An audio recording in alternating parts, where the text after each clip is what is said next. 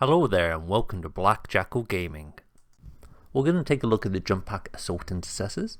This is a Primaris fast attack option. It's a really fast unit for Space Marines and it's got a couple of upgrade options that you can give to the Sergeant, which is quite nice.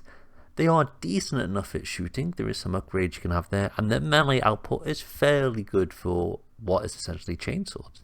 They've got a really good charge ability to pump out some additional wounds, and they're quite cheap for what you can actually do with them. Taking a look at the datasheet, they come in at 85 points for a 5-man unit or 170 points for a 10-man unit. They have movement 12, toughness 4, 3 up save, 2 wounds, leadership 6 and 1 objective control. They can either come in a unit of 5 or 10 Assault Intercessors. They have the option of having 1 plasma pistol per 5 models in the unit, but there's also an upgrade that you can give to the Sergeant to give him a plasma pistol. Onto their range profile, they come in at Ballistic Skill 3. And as standard, they're equipped with a heavy bolt pistol, which has the pistol keyword allowing them to shoot into combat. It comes in at an 18-inch range, 1 shot, strength 4, minus 1 AP, 1 damage. There's 2 pistol upgrade options they can give to the Sergeant, the first being the Hand Flamer that comes with pistol, ignores cover, and torrent which auto hits. It comes with a 12-inch range, D6 shots, strength 3, 0 AP, 1 damage. For the plasma pistol profile, which you can give to 1 man in the unit as well as the Sergeant, this comes with the pistol and hazardous keywords. The hazardous only comes into play if you decide to supercharge. For the standard plasma shot, it comes in at a 12-inch range, 1 attack, 7 strength, minus 2 AP and 1 damage. To supercharge, it's 12 inches, it's 1 attack, but this time it's strength 8, minus 3 AP and 2 damage. Moving on to the melee profile, it comes with weapon skill 3. And as standard, they are all equipped with the chainsword. This comes with 4 attacks, strength 4, minus 1 AP, 1 damage. There's 2 upgrade options for the Sergeant, the first being the power weapon. This comes in at strength 4, 4 attacks still, minus 2 AP, 1 damage. Finally, you have the option of giving the Sergeant a power fist. This comes in at 3 attacks, strength 8, minus 2 AP, 2 damage. The unit comes with an ability called the Hammer of Wrath. So every time you charge with the unit, you can select 1 enemy unit that you're in engagement range with that you've charged. You can roll a d6 for every model in the unit, and any rolls of 4+ will grant a mortal wound towards the enemy target. They also come with the deep strike ability, so they can come in from reserves or strategic reserve anywhere on the battlefield as long as they're outside of 9 inches of an enemy unit. As you can see from the profiles, they're fairly good. They're a versatile unit. If you're giving them 2 plasma weapons and either a power fist or a power weapon, you're probably going to lean into the power fist.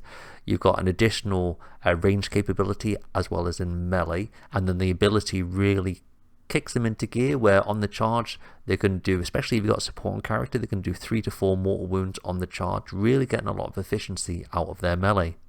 As they're a fast unit with deep strike and they're really cheap, you can actually just use these as action monkeys to go around the battlefield, either doing teleport homers or engage on all fronts, getting behind enemy lines. You can use these guys just to basically go out and score you all the victory points you need to allow you to win the game without actually having to engage the enemy. It is a bonus that they can do that, but with this fly and the movement and the deep strike and the price point, these really are just a throwaway unit where you can just go and score points. So what buffs and combos can you give to the Jump Pack Assault Intercessors? There's 2 characters that can join the unit to give them some buffs. The first being the Captain, which is a new model. He grants +1 to strength when you're charging, which really ramps up what you can do with your chainswords, especially if you're going into those T4 bodies. He also gets a free use of a stratagem per battle round, and it can be a stratagem that you've already used. As the unit's already got the grenades keyword, it allows you to use the grenade stratagem. You're using that and having the plasma pistols and getting a charge off, doing more mortal wounds. You can actually end up averaging 3, 4, 5, 6 mortal wounds basically on the charge with these guys, which is really nice for a 5 to 6 man unit. The other character is a Chaplain. He grants +1 to wound and melee, which is really nice with a melee unit. And every time the model is selected to fight, you can roll a d6. And on a roll of 4 to 5, he does D3 mortal wounds, and on a roll of a 6, he does 3 mortal wounds. There's a couple of detachments that allow you to get the most out of these guys, the first being the Stormlance Task Force. The detachment rule allows you to advance and fall back and still be able to charge. There's a piece of war gear called Portents of Wisdom. This allows you to reroll advanced rolls, making your charges that much more efficient. There's another stratagem called Blitzing Fusillade. Now, you won't bring this up very often with them, but if you do have a key target that you just need to guarantee 1 or 2 wounds on, this gives your weapons the assault keyword, so you can advance, get off those plasma pistols and still charge the target.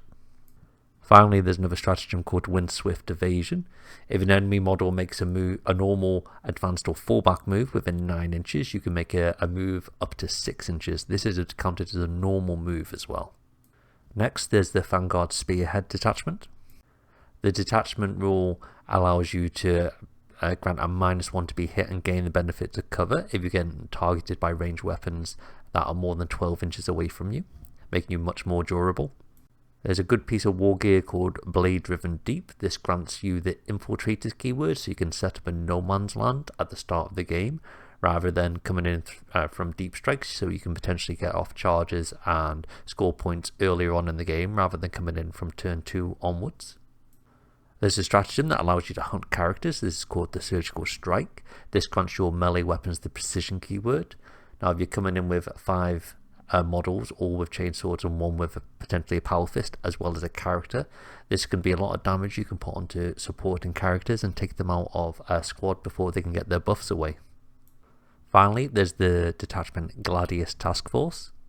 This detachment comes with combat doctrines, where you're going to most utilize the Assault doctrine, which allows you to advance and still charge, which is very nice. It allows you to get one of the benefits for not being in the Stormlands task force, whilst being in another one and getting the benefits from the additional stratagems that can help you. There's a really nice stratagem called Honor the Chapter. This gains you the Lance keyword, so if you haven't got the chaplain with you, this grants +1 to wound. And if you're in the Assault Doctrine, which you're going to want to aim for with these guys, you gain additional AP, so you've then got -2 AP chainswords.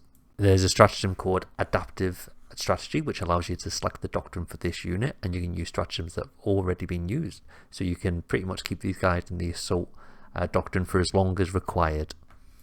There's another stratagem called Only in Death Does Duty End.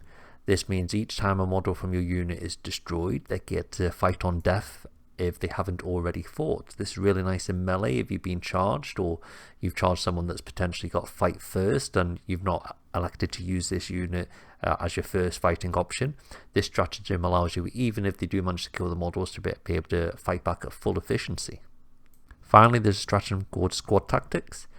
If there's an enemy that makes a normal or advanced move or fallback move within 9 inches of you, you can move up to D6 inches. And if you're in the Tactical Doctrine, then it's the standard normal move of 6 inches.